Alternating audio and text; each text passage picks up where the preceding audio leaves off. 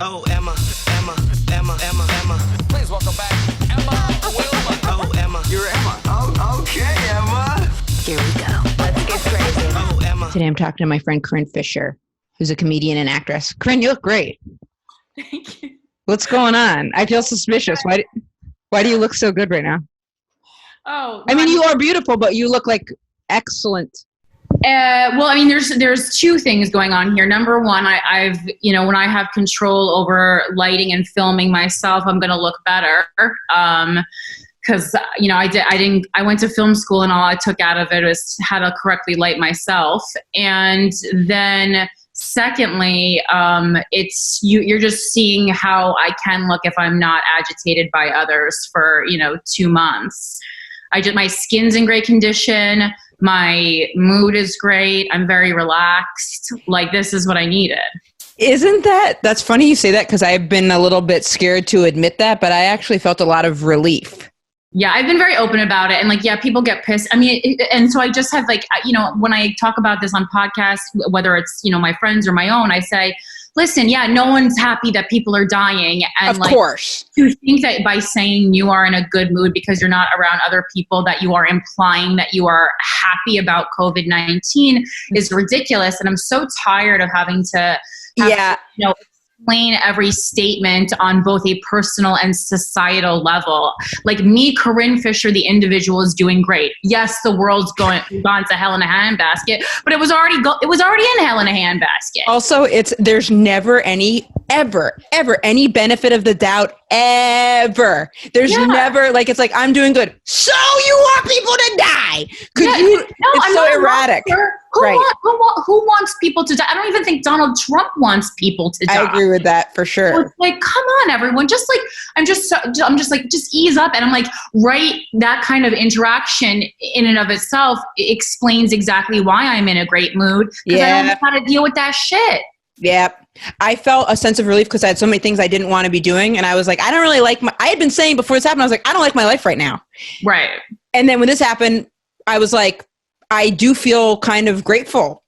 Mm-hmm. But then recently I've been freaking out a little bit, not about this, but about a sense of fear and dread when things start amping up again. Yeah. Oh my God. I've been dreading that the whole time too, because then, we're going into May, and then, we've been told kind of May is this time. May 15th is a big date for, right. You're in New York or you're in LA right now? No, I'm in Louisiana. Oh, wow. Okay. That was a curveball. Yeah, it's a curveball. I'm in Louisiana because my girlfriend, I don't think you've met this girlfriend. There's been so many, Emma. I know, Corin. I know. I was talking about that with my therapist the other day because I was like, I'm always in a relationship, and at this point it's gotten ridiculous. Yeah. Yeah. I'm always breaking up. You're always in a relationship. I'm always going through a crazy breakup. It's like, does Corin even date people, or does she just break up with them? How many, because you have to be kind of in something to have a breakup. So how many things? You would think people have managed to dump me when we weren't even dating. So that happened during the quarantine. No way. Oh, yes way. What do you mean? Like, why would they break? You weren't even dating and they broke up with you? I mean, we were dating. We weren't boyfriend and girlfriend. Like, I had gotten on a fucking airplane to visit this motherfucker. So how far was the flight? Denver, Colorado. Lovely place. Yeah, so I mean, that's why, like, if he had lived somewhere like shittier, I wouldn't have gotten on an airplane. But still, once I'm getting on an airplane, like, this is somewhat serious. And then when people start referring to it as casual, I go, when I'm using Sky Miles, it's not casual. Right. I'm going through the air. That's a lot of thinking and planning and wanting to please someone. And they broke up with you? I packed a suitcase. Well, I think he wanted to, he's like, what are we doing? Like, chill it down. But it's like, for me, it's like, I don't do regression in relationships because, I mean, for many reasons, just because for me personally, that doesn't work. And then also just, I mean, as someone who gives relationship advice, like, regression is not a great sign. It's just a slow, weak way to break up with someone. So I was like, we don't have to ever talk again. And I closed my laptop. I don't play games like that. Come on, stop. That is a nice thing about this, doing everything on laptop. If there's any type of rejection, you can just shut it. Yeah, it's just why are you wasting my time? The good thing was though, because I was like, what has changed, over this time? I was like, right. We had a great visit. And then that was the last time you saw him, was his visit? In person was the visit. In person. And then he had recently moved to Denver. Daily talking on the phone? At least texting. Yeah. Like every day, a lot of FaceTiming. And it's basically, whether it's boyfriend or girlfriend, you're in a relationship. Exactly. And I had said that I don't, whatever I'm referring to this as a relationship. Yeah, that's a relationship. Girlfriend. I'm like, it's not exclusive, but like, it's a relationship. It's a relationship. And I was like, I'm not putting in like the amount of time and effort, because it's like, if this is just a fucking thing. And I also I followed his lead because I knew he was moving, and I was like, if he invites me to come, I'll go. In my head, I had this, but I was like, if he doesn't, I'm fine to, end it here. Sure. And he was the one who was like, no, let's do this. And something happened. He was like counting down the days. Well, I mean, he literally told me, he was like, but basically my success made him uncomfortable. Oh, that wasn't what I was going to predict. I was predicting he got back with an ex. Oh, he admitted that? No. Yeah, that's a common thing. A lot of people have said that to me. And honestly, like, I appreciate people saying that outright, even though I think it's a shitty reason. Whatever the reason is in someone's brain or heart, that is the reason. You can't change why you don't like someone anymore, or why you feel uncomfortable in a relationship. So like, I really would rather have the real reason, because to me, that's a very easy reason for me to heal, because I go, well, that wasn't going to work. It's not something that it's not something I need to change about myself, because I do, and the point of Guys We Fucked is to get constructive criticism on myself, and for Christina to get constructive criticism on herself. So, if it was something else, I would love to hear that. Love to hear that. But I would say someone saying, I don't want to be with you because you're too successful, that is such a gift that they're giving you too, because speaking for myself, I go, you fucking loser. I can't think of anything less attractive. That is the anti-attraction for someone to be like, I can't handle something because it makes me insecure. And it's not like I'm going to step up and do something about it and be inspired about it. I'm going to step out of it. I would kill myself. Yeah. Yeah. No. And it's like, and I do believe it's like, it sounds kind of like cockamamie to people who haven't been in this position, but like, it's not, because I've gotten this feedback multiple times before. That's interesting. From men. It's very common with straight men and straight women, the dynamic. He additionally was like, oh yeah, he's like, a couple nights we got drunk. Number one, I was drunk one of the nights, and I did like one weird thing, but like, I apologize. What, sexually or just in person, or just? It was that, yeah, it wasn't like malicious. Like, I like bit his dick, but like not maliciously, like just, I mean. I like that little not malicious. I don't want to make, I felt really bad about it. Like, and it takes a lot for me to feel really bad about something. Were you trying to do a little love bite and it went too far? Well, I mean, here's the thing. Like, I was like fucking wasted at the time. We both were. But not that you can ever like explain or justify that, and I certainly don't. And I was like appalled by that. No, I think you absolutely can. You're saying I was drunk. First of all, I'm sucking your dick, so you're welcome. And then second of all, I bit it because I was drunk. But being drunk, is not an excuse for hurting somebody. It's not an excuse for hurting. Well, not an excuse for hurting someone where it's like, if you do something violent, of course. But if you are drunk and one time I was tipsy and I was trying to put icy hot, because I'd been with someone that used to like that, like a tiny amount, like on a sex toy around their clit, and I fucked up and I put too much icy hot on their pussy, or whatever it's, and then I tried to wipe it off with a wet washcloth, and that made everything worse. And there was like icy hot, and she had a reaction to it. And I felt fine explaining that. So I think biting his dick. I mean, that kind of makes sense, because the reason why I think like I was trying to like explore like my blackout mind, because like I blacking out, unfortunately, has just have been a part of my life since I was in my 20s, because it's just like a flip that gets switched. And it's because like I'm 5'3", and like I think I'm like, because I have such a big personality, I forget how physically small I am sometimes. It's a really big problem. And my dog is now like that too. So I've rubbed it off on my dog. It's funny. That's funny. That's great. Because a lot of short people think are a bit taller if their personality is big, but I haven't heard of them thinking that they're taller and then drinking more because of it. Yeah, so because I'll try to like be one of the guys, you know, like being a comedian, like you're around guys. So I'm trying to like, you know, a lot of my life is lived like a guy, but physically I'm just not a guy. And so, so I was like, you had too much to drink. Yeah, and I was trying to explore my mind, and then the biting, like number one, like I do like to sometimes be like a little aggressive, but also my boyfriend before my most recent boyfriend liked having his dick bitten, and for me that was great because finally someone had like aligned with the level of violence that I like in the bedroom. Any one of these things explains it totally justifiably, I think, and it doesn't count as hurting someone when you're trying to do it in a sexual act for their pleasure. I'm totally against hurting somebody unless they want it, but if you're biting someone, you bite a little too, I mean, is that the truth of what happened? You bit a little too hard? Oh yeah, no, it's the truth. I was so embarrassed. And I mean, like, listen, he told the story back to me, but embarrassed, I understand, but you didn't do, that is the opposite of malicious. No. And I was like, and I mean, it's not like I was like, oh, suck it up. Like I apologized, like, profusely, like all day. I was so embarrassed. I literally called my therapist. I was like, why am I doing things? Like, why did I do this? Like, this is especially horrible. If your ex like to get it bit, that's a very confusing sexual thing when you're with someone that's into one thing and then you're trying to show you're down and then someone doesn't like something. It's a lot to process. Well, because I even had to learn to do it with my ex because I was like, oh, wow. Because, you know, like the one thing you're taught as a straight woman is like, be very careful with men's penises. That's the one thing.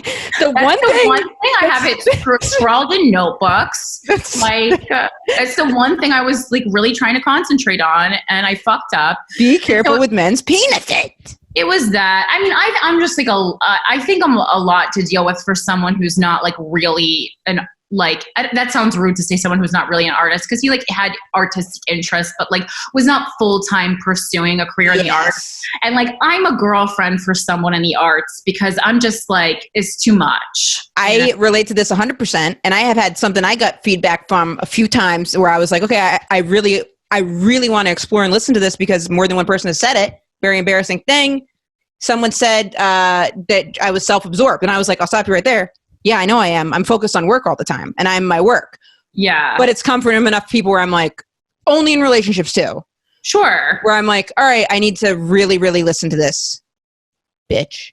Yeah. Yeah, it's hard. Like for me, the one critique that I get very often, besides that I'm too successful, which I'm not changing. Well, what did people say before you were really successful? What would they say then? Was there no critique? Nothing. Things would be going great until I got bored of them and I dumped them. Interesting. So it really is that then. I mean, the only other thing is like, okay, so the one person who dumped me, I've only been dumped like 1.5 times anyway, and this was the point. I'm counting this as the 0.5, but the notorious dumping that was the impetus for guys. Panera Bread. So Panera Bread. Yeah, I think he dumped me because he realized he had become like my doormat, and if you're going by energies, the female energy is always the energy that leaves. So he kind of knew, like, I had sucked that poor guy dry. And also he was a little, like, a couple years older than me. And he was at the point where he wanted to get married and have kids. Right. He did do with the woman that he dated right after me. They're married and they have a kid now. And that's great. And like, so that is a common thing for me too, but I've gotten a lot better at, like this person who, the 0.5 dumped me. I knew he didn't want kids. I was like, that's great. Like, marriage, I can go either way on. You want kids? I don't want kids. Oh, okay. That's what I thought. So he wanted kids. You don't want kids. Okay. Yeah. And it's very hard for me. You would think that's like, oh, men would love that. No, men don't want that. Most men I know want kids. And you're like, fuck. That's very interesting. I would think that men would want the option to have kids if they want. I'm very surprised by that men in New York, that most of them want to have kids. Me too. But then when you think about, the traditional family structure, like it makes sense because men are really doing much less of the work with a kid. If having a kid meant he would carry it physically and he would put like the 60% to my 40%, yeah, I'd have a kid. Let me tell you something. My girlfriend was saying I needed to do more the other day. And I said, why don't you do 10% less and I'll do 5% more effort? And she was like, I can't believe you just said that. But that's how I feel. And I would have a kid too if someone was like, in any relationship I'm in, I'm sure that would be the way it would be very clear. But yeah, if someone did, I'd say they'd even need to do 90%, take care of the kid. And also I'd want to be able to pay for it, or someone needs to be really rich. Yeah. And that's about all I can offer. I'm on record as saying I would love a house husband. If I had a husband, and that's because like, I think like it's so hard to find someone who's willing to do that, who is still masculine enough to deal with my like aggressive energy. But like, if I came home and like I had like someone who like enjoyed cooking, which a lot of men enjoy cooking. If dinner was ready and like my dog was walked and like the kid was happy and the homework was done, like, and I continued making the amount of money that I make, I would be more than happy to pay for everything, because from, growing up as a woman, I understand how undervalued. Sure. That really is a job. Cause that's almost like, it's a non-paying position, but it's a ton of fucking work. It's a ton of work. I don't want to do it. Right. But that is something that could also be, cause then you'd want the partner to still be interesting and inspiring. So that's also like an assistant. Yeah, no, I think maybe it's like if someone like, it could be like, who could like if I'm thinking of occupations where you could stay home, like maybe you're an author. Like I have a huge crush on John Ronson. I mean, he's married, but and I know he writes, from home. He has a dog he hangs out with. He has a son. Like that dynamic would work well for me. Or maybe like we have a music studio in the house and you work on music, or like a day trader that can do it from home. Yeah, any of those kind of things. Like those are all things I'm fine with. I just know for me, I need to leave the house. Yeah. I need to go to a job. That's what I need to do. I get it. You got to have some drive, or you got to be able to get out. Okay. So I was reading stuff because I was thinking, I was like, man, Corinne does podcasts all the time and interviews all the time. So you're getting asked like all the questions. Like you're getting asked all the questions. Okay. So I found a question that maybe you haven't been asked. Okay. Officially an interview. Oh, wait. This is one. Well, already a lot of the information I've given you today, I haven't even talked about on my own podcast, like this breakup in depth. So I just feel I'm so honored with you. Oh, and it's not even in a way of trying to get an exclusive. I was thinking about it when I asked you. I was like, well, I want to see Corinne. I want to catch up with her. But I was like, but she gets asked questions all the time. So seriously. So then I was like, I want to think of something. Okay. And I'm going to ask you about your very first date. But this was the question that I thought of that I bet you hadn't been, but I bet you haven't answered. Okay. Do you like pickles? I love pickles. I'm a Jew. I think it's like in our blood. I always forget you're Jewish and I don't know why. I'm not because I'm not 100% Jewish. So like, and I'm Italian, so they kind of. That's what I always think you are. I always think you're Italian. Both. It's a trick. I'm both. Wait, I had a girlfriend who was Italian and Jewish. I didn't. Well, yeah, I did. And I remember everything went back to that because I would say, and I say this like I don't mean to be offensive with it, but I was like, why are you always yelling? And she was like, because I'm Italian and I'm Jewish and I'm agreeing with you. Yeah, I was like, we're loud. So everything started at a level. Like I remember one time I was like, oh, I want to tell you about this meeting. And she was like, why? What happened to that?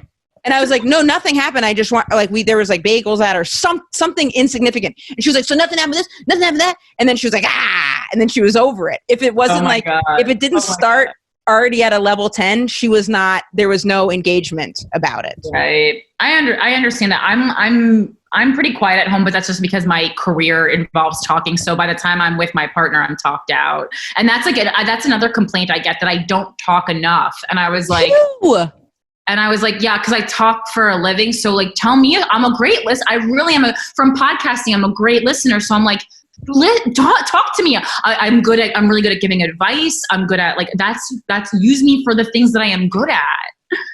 I get that. I'll have that too. Like I'll go on a walk and I won't want to say anything. Yeah. That's heaven to not want to say. I started seeing this therapist. We had a session the other day that was actually really boring. It was weird. I just was like, I don't have any, I know I got childhood issues I haven't even sussed up. And I did have a weird sex dream the other night, but I was like, I don't feel like anything new content wise to bring to the therapist. So sometimes in therapy, the first 10 minutes of it, I'd be like, I just need to sit and be quiet. And she was like, is this the only place you feel comfortable being quiet? And I was like, actually, yeah. Like I feel comfortable scheduling this time to not say anything. I think that's really like eye-opening for the therapist. Yeah, she didn't quite know what to make of it actually. But then the other day, I saw her boobs a little bit. And that What? I saw her boobs in the therapy session. I could see her cleavage, and it kind of fucking threw me off. Like That's so funny. it threw me. Do you see a therapist now? I do, and she has a huge rack too. And sometimes I'm straight, and sometimes I look at her boobs. Yeah, it wasn't. It's not even like, and it's not sexual. It's just like they're there. You can't. Yeah. If you could. Is your therapist hot? No, I couldn't do that. Is your therapist hot? Yeah, my therapist looks like if Emma Bunton and Miranda Lambert, the country singer, had a baby. Are you fucking kidding me? I am not. And she must be really. You must really get a lot out of it. Well, I mean, number one, it's not distracting to me again because I'm straight. So Right. it's not like, but like I already kind of like I was in like I got over the hump that I initially started seeing a therapist for. This is the first and only therapist I've ever seen in my entire life. Really? So your Yeah. parents never had you see one? No, I had a nice childhood. I don't need one. I know you always say that. But And like yeah. Would you say your parents would be pro therapy though, or was like that's something that was like talked about? No, are they strict? Yeah, like strict, but not from a religious sense. Just like, I mean, it's not like I was like, if I brought home an A, I wasn't rewarded. I was like expected to bring home an A. And Right. if I brought home anything less than an A, they would treat me like I was like on the special bus. So maybe that's where some of the drive comes from then. Oh yeah, I'm like a hardcore perfectionist, and it's very clear where that comes from. And also, like my mom was a real estate agent when I was really little, but then when I was in school, she went back to college to become a teacher herself, and like that's who she is on the inside. Right. Even before she was a teacher, she was meant to be a teacher. Right. That's what her personality is. Did they give you validation from the stuff you're doing now? Like, are they like, good job, Corinne, we're proud of you? Yes, but never good. over. Never. I am never like congratulated or adored by my parents more than the appropriate amount. Oh, I know exactly what you mean. But yeah, my mom's on the low end of that, but then my dad really adores. My dad does adore me, but with my mom, it's whatever the appropriate amount is. It's like 4 notches below that. Exactly. Or like.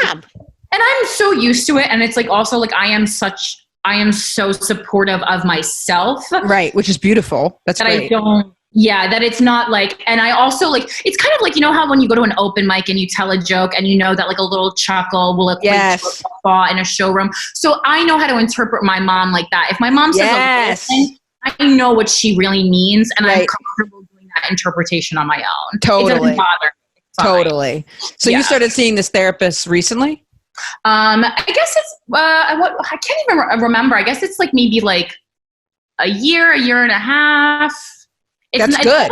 It's definitely like 2 years or under. I can't exactly recall though, because sometimes time moves much faster than I remember. Yes. I've been seeing my therapist for the same amount of time because I was in a relationship with a therapist. I don't know if you met her either, but I've heard about her. I know who you're talking about. Yes, she was great. She was a good person, but she had me start seeing this therapist, and it's been about that amount of time that I've been seeing her, I would say, but I don't find her attractive at all.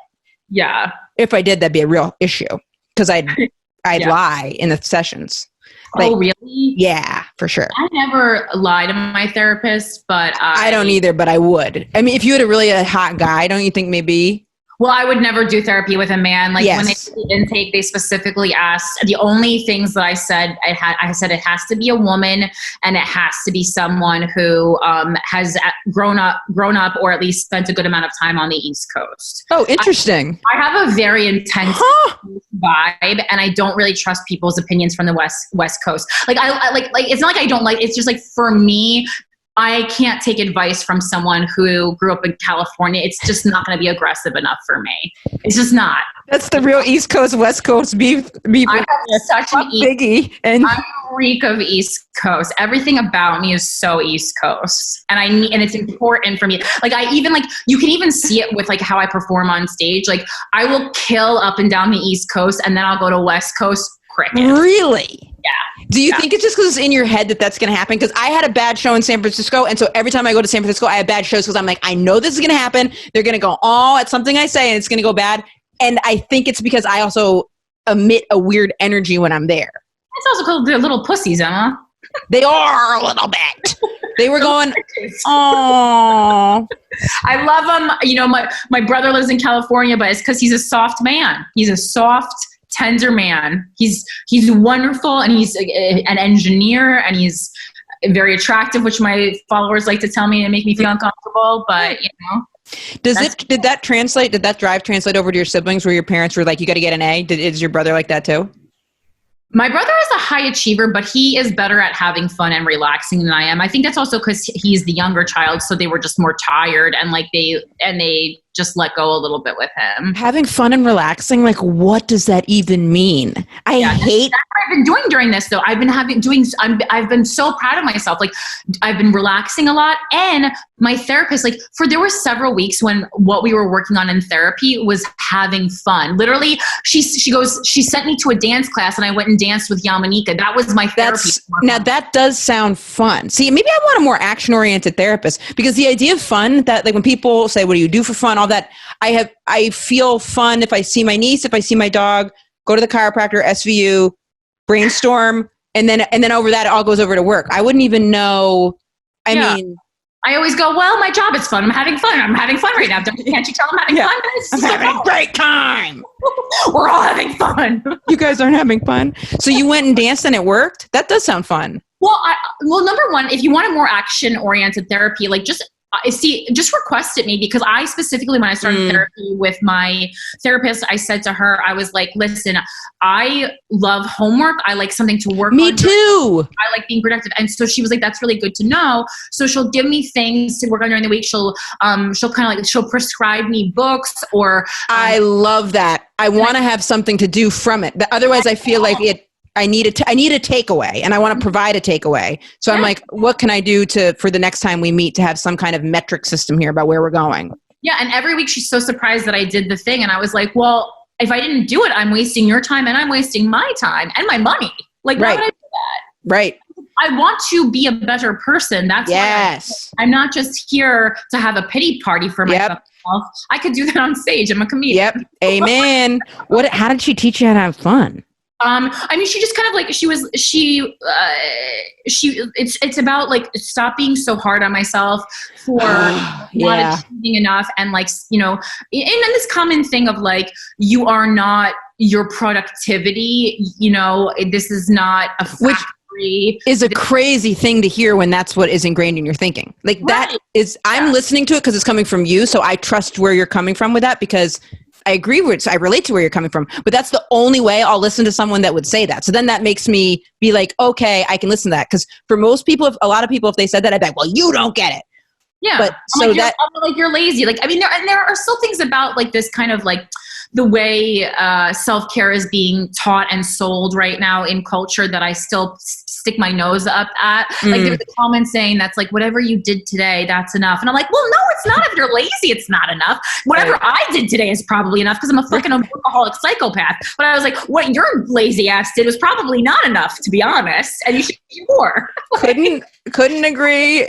Anytime someone is like, you're doing great, I'm like, I'm doing all right, but you're doing fucking awful. But then I don't say that. I don't try not to say that in part. But it's so hard, because like the people who do think the way we do, like the proof is in the pudding. You see us achieving things. Right. People who are, you know, relaxed. And I mean, there's a couple really successful people who relax a lot, like Sarah Silverman. If you read her book, notoriously is, I don't want to say, like, she's relaxed, kind of self-admittedly lazy. But also that's us putting what we think of as happy on or successful onto them, because one time I was in Boston, I was watching this guy comic who's a great writer, and I was like, man, if I could write like him, that 10 minutes I could milk into 2 hours. And he doesn't work that.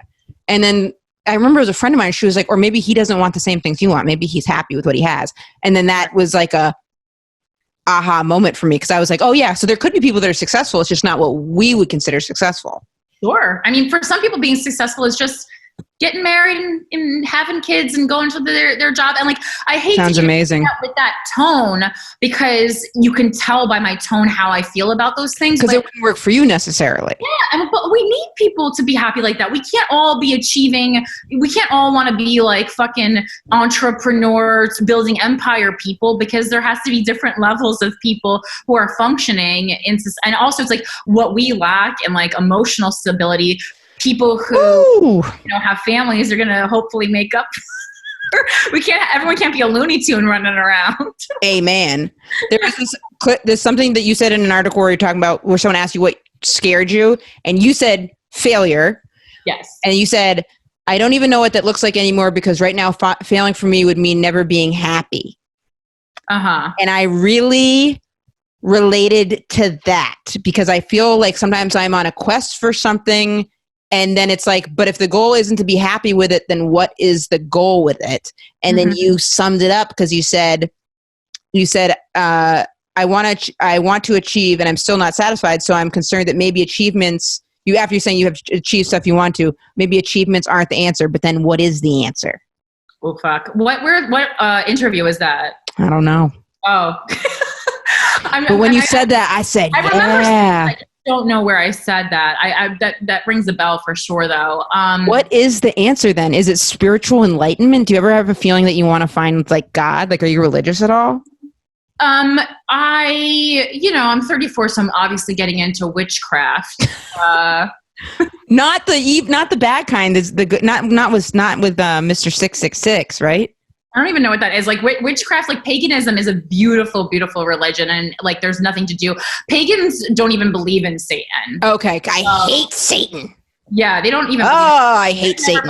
I don't believe in Satan. I believe that people are evil, and I believe like in demons. I don't believe in like a Satan though. I think of Satan as like the manifestation of demonic energy and like unchecked everything like manifested in like the worst case scenario of everything, almost as like a spirit, but can be like encapsulated in like the worst.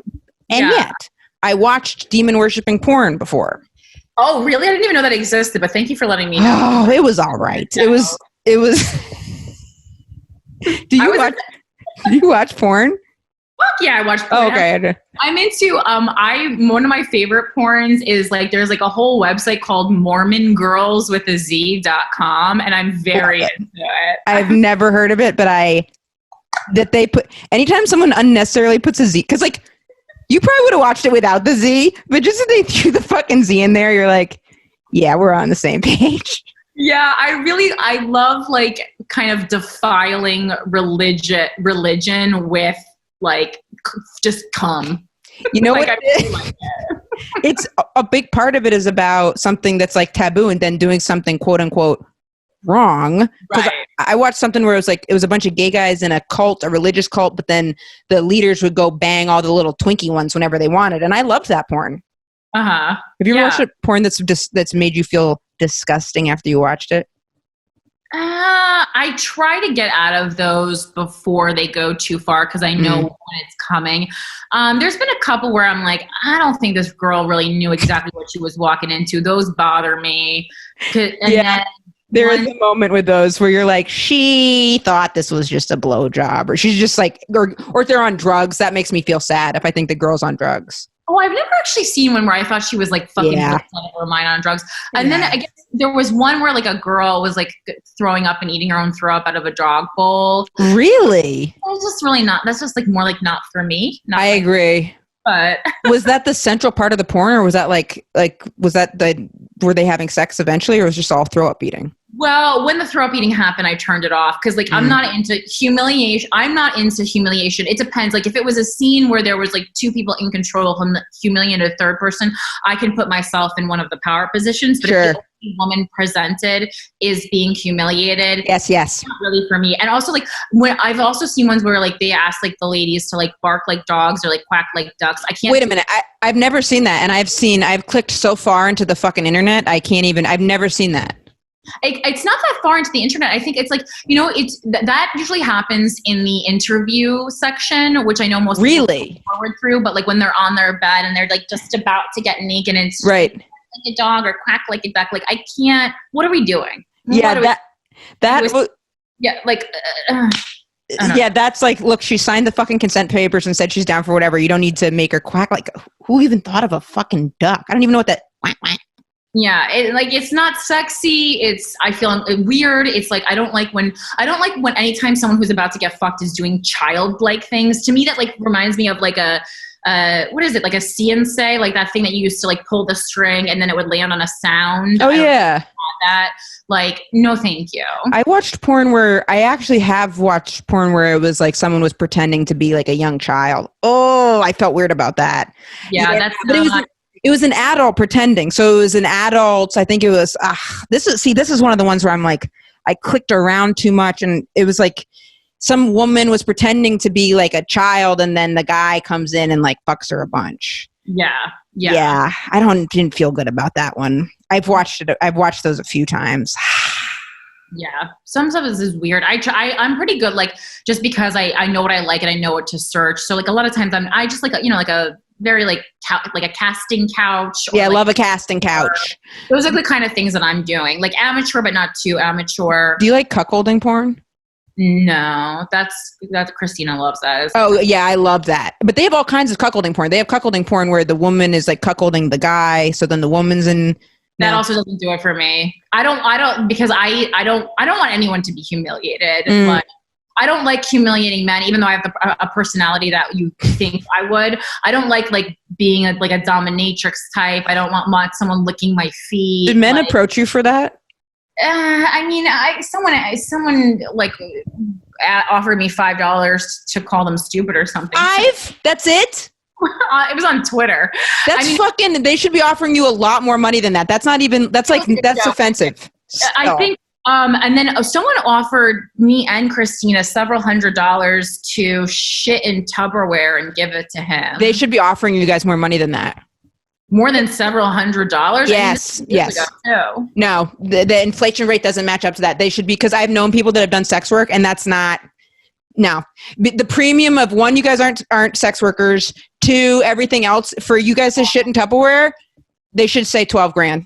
Yeah, I mean, I didn't do it, nor would I. The only thing is, like, I was just curious, so or maybe it was like 1,000. It definitely wasn't. I don't know. It was not enough money to do. 1,000 is okay, but like that is like they're really buying the stock when it's low to try to get you to shit for that. Yeah, and they wanted to watch me do it, and I was like, that $20,000. I mean, yeah, there's no, and then it's so funny because I was like, absolutely not. And then like an hour later, I was Googling, can you get someone's DNA from their poop? Because like, that's what I was concerned, like giving something identified about me to someone else. And like DNA does exist. In your fecal matter. Oh yeah. Especially because there can be little tiny bits of blood in there. Or hair. Oh yeah. That's not a way to stay anonymous for sure. Yeah. What was your very, very first date? Like your first date where it was like not just like you're going making out, but it was like you're like, okay, we're like gonna go do this thing. What was your first date? It's hard to say because I went to the movies a couple times in high school, but I would say like I didn't really go on a proper date probably until I was dating this guy when I was a junior in high school. So you guys were already dating before you went on the first date? Like, I mean, we were kind of like, the reason we were kind of like seeing each other because we had met in North Carolina when we were extras on the set of Dawson's Creek. What? Yeah. And then. Were you living in New York? I was living in New Jersey because I was only 15 at the time. You were submitting yourself to casting stuff when you were 15? No, my mom was, this is even crazier. My mom was obsessed with the show Dawson's Creek because she has a huge crush on Josh Jackson. Oh yeah, very cute. She planned a family vacation to Wilmington, North Carolina, where Dawson's Creek is filmed. And then when we arrived there, I think I'm just there to go on vacation. And she tells me I will be working during my vacation, and she signed me up to be an extra on the show. Why didn't she sign herself up? Because she's not a high school student. You had to be like, you had to be, it was for, the high school show. Right. You really were only looking for high school aged people. Yeah. Did you have interest in acting? Yeah, but I mean, I didn't want to fucking be an extra on vacation. Those days were brutal. That sucks. I never, being an extra is not fun. It's brutal. I don't care. Like it's, for the first 30 seconds when you're sitting next to Katie Holmes, you're like, this is awesome. And then, hour 14, you're like, I just want a taco. Like, what am I? Yeah. Get me out of here. Get me the fuck out of here. So, yeah. So you're on set.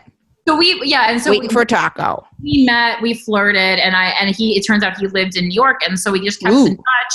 And then I went to the city to visit him, and then like we started dating. So I mean, I think we went to Cozy actually, because at the time like Cozy was like really cool to me because we didn't have Cozies in my part. I know that name. What is it's it? Like a sandwich shop, like the COS. Oh, a Cozy? Yeah. Oh, wow. But like, I mean, like, you know, we're 15, so right. You know, it's still cool. And we go and like, we got pizza there because like I would never like as an adult order pizza at Cozy. I would go for sandwiches and salads, but he like loved the pizza at Cozy. So we went there. And the thing was like to my stupid New Jersey brain, Cozy looked like a chic cafe. Like absolutely. Because it's nicer than Quiznos, isn't it? Quiznos? Oh yeah, much nicer than Quiznos, yeah. It's like Quiznos, something Cozy. Is Cozy nicer than Panera or it's about the same? It's about the same. There's something a little chicer about Cozy than Panera. I think because a lot of times you put a number on the table and they bring your food to you at the table. So I think that's like a step up. Don't they do that at Panera? Some they do. The one in New York they do, but not all. I don't think all of them do that. Okay, so it's a Cozy, it's a staple. So you guys had the date, and then did you guys kiss on the date? I think we did. But I just remember like kissing and stuff. Like people were just so not good at kissing. Like I'm sure he did kiss me, but I remember like in retrospect, like, cause when it was happening, I feel like the kisses like weren't good. And then I was like, well, maybe kissing, I just don't like kissing. And then later on, I was like, oh no, he just like wasn't a good kisser. So. Right. Because sometimes people have like awkward, especially like men a lot of times, not that I've only kissed like one or two women in my entire life. So like, but like men, I feel like sometimes they don't open their jaw the appropriate amount. It's either way too much or way too little. Like I watched the show Love is Blind last night, and the guy opened his mouth so fucking wide, I couldn't believe it that no one had corrected him in his entire life. Right. And it's like, and you don't even have to say anything terrible to these people. You can just mimic, because even like I'll adjust how I kiss depending on who the partner is, just to kind of gotta meet the person halfway. Yeah. It's called being a considerate lover. Yeah, you gotta figure out what people like and stuff, so I can follow people's lead. I generally have confidence in my skills, so imagine if you followed his lead with the opening his mouth so wide. If you're like, I'm just gonna, yeah, like the too wide, I don't even know what to do with, because the smaller you can stick your tongue in and slowly have. Sure. Like if it's too wide, what am I supposed to do? Just go like this. Right. Put the guy, he was like eating the woman's face. All right, I have one more question for you. All right. Actually, this is two of them, but all right. One of them is like philosophical. Fuck. Philosophical, son of a bitch. And then the other one is not. Do you want the more philosophical one or the other one? I like the philosophical one. Okay. I don't know if there's an answer to this. So we can jump to the other one. Why do we willfully and I didn't come up with this question. I was reading about first date questions, but like first date questions for someone who's like smart and been through lots of dates. Why do I Google everything? Why do we willfully and consciously engage in self-destructive habits while ignoring our better judgment? Is it our childhood always? I don't know. For me, I don't ever relate to childhood stuff because I just don't have a lot of damage existing there. My damage exists in my 20s. So, I mean, I think number one, because it's easier, it's just easier to keep hurting yourself in the same way, because it's like the devil that you know is better than the devil that you don't know. So in order to improve, you have to, take some kind of a risk and go into unknown territory. And that for many people is scarier than just continuing to exist in the self-harm and hurt and, negative talk that you already know. Because at a certain point that becomes the norm. Like, even if you're like, even people who you hear get kidnapped and have to live, under the floorboards, as crazy as it seems, at a certain point that becomes their norm, and they are able to function. I mean, obviously there is, psychological damage being done, of course, but like at a certain point they learn to do that on a day-to-day basis. And I think that we can do the same things like inside our heads and inside our hearts. So it's like, okay, well, I'm comfortable in this damage because I know this damage. I know this negative pattern that I'm in. do bad stuff to myself really, but I certainly from time to time will find myself with partners who are destructive towards me in the same way. And I'm just, I just get much faster in my old age of eliminating them from my life when that happens. Like, I mean, like, though I am so fast at getting rid of people now. Like, my therapist was like, I'm impressed. I was like, thank you. Yeah. Once you have to listen to the signs of that too, and to say, there's no payoff for me giving this a chance when you've exhibited that behavior. Right. Yeah. If you could say if you could ask your pet 3 questions, what would they be? Oh my God. I know. Alfie, he's right. Wait, is this the first pet? Is this the first dog that you've had that was like your own dog? Yes. Yeah. Isn't it the most incredible, like, love? Like, I've never, hi, Alfie. It's so nice to meet This is you. Emma, Alfred. He's so cute. Is he full grown? This is full grown? Yeah, he still looks kind of like a puppy. So cute. Yeah, he does. That's a cute, that is the most, a dog is the most beautiful, like, just like incredible gift of I've never experienced anything like the love for a dog. Hi, Alfie. He's so beautiful. What would I ask you? I mean, I would ask you, I kind of just want to, I want to ask him a lot of questions about, like, if he likes, the way I have the life set up for him. Cause I always hope that he's happy. So I would be like, do you like the food that I serve you? Are there things that you want to do or places that you want to go that I haven't taken you, and like people that you want to meet? And like, I would just be like, is there anything else I can do to like make your life better? Because that's like, you're making these decisions, and like, I do like kind of know, like, totally. I know he like loves tuna fish and like McDonald's French fries. So like, even though it's not great for him, like I'll let him have a McDonald's French fries. Like, I think even if it's taking a year off his life, I think if he has so much more joy in his life, that is, to me, is more valuable on a day to day, because dogs are not like humans. It's just different. Like he's thinking like the now is the now. The now is the now is the now. Right. So I just try to make it, while still being a responsible pet parent, try to make it fun for him. I've had that with the food too. Actually, I made Bowie gain weight because he was staying with just me. He was like going on the road with me, and he's usually a really picky eater and doesn't eat. And I started giving him food, like human food, and he was so fucking happy that I was doing it and nothing bad was happening. And then after like 3 months, all of a sudden I looked at him and I was like, oh fuck, he got fat. Yeah, it's hard to keep an eye on it when you're like with them every day. Because like there's usually some kind of part on their body that you can tell. Like my dog, because he's like a running dog, a racing dog shape, he actually has a waistline. So when you're looking above him, if I can't see the waistline, then I know I need to there's a problem. But here's a good tip that a lot of people don't know. If you want to give your dog treats and you feel, but he's getting fat, but you still want that kind of like feeling. Yeah. Cucumbers. And he'll eat that? My dog loves cucumbers. Most dogs do because they're crunchy. Just right. Like into like the very small like fourths. I do them like slice and then into like the little chunks. I wonder if he would eat that because he. Yeah. And then it's like also it's my girlfriend's dog. So she was like, you made Bowie gain weight like this. Cause she was like, how did this happen? Cause she's like, it's not me. And I was like, it's not me. She's like, well, it's not me. And we did that back and forth. And then she was like, Emma, I know that you're sneaking in food and you have to stop. And then she was right. But it's just the most of all the loves. Yeah, cucumbers. That's like because dogs can almost eat unlimited cucumbers. Like you like don't go crazy because then like the poop will just be bad. But yeah, like that's like one of the best tips I learned because I was like, and when I see him getting like a little heavy, like I'll even cut half of his dinner with cucumbers and then take them off. And obviously then in the summer you just run with the dog more and stuff. Do you let the dog sleep in bed with you?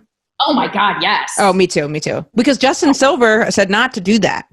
Justin Silver can suck it. And also, that's bullshit because Mega was on his dog, Mega, that he's fostering right now, was sharing a pillow with him in bed last night. He posted a picture of it. Really? It's like a 90-pound pit bull. I wonder if he's letting the dog, because I called him because Bowie was having like behavioral stuff and we weren't FaceTiming because literally I was holding Bowie, caressing him. And he was like, has there been, like, how often are you holding and caressing your dog? And I was like, and he was like, if you held and caressed your kid all the time and you slept with your kid, don't you think you'd have a weird kid? And I was like, yeah, when you put it like that, absolutely.